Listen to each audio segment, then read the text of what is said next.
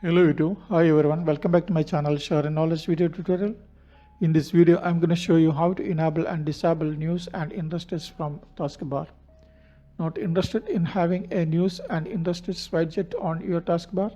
No problem, it's easy to get rid of it. Okay, let's start. First, right click on anywhere on the taskbar. From the menu, select news and interests, then click on turn off from the sub menu. That's all. You have done it. You can see the taskbar. Weather widget disappeared from the taskbar. If you would like to bring back the news and interests widget, open the same menu and select show icon and text. Then you can see weather widget appear on the taskbar. That's all. I hope this video helped for you. Thanks for watching and supporting. If you have any issues, comments below. I hope you like this video. If you like this video, make sure hit like and share. Your contribution is more confidence. Please don't forget subscribe my channel. Once again, thanks for watching and subscribing. See you next video. Bye. Take care.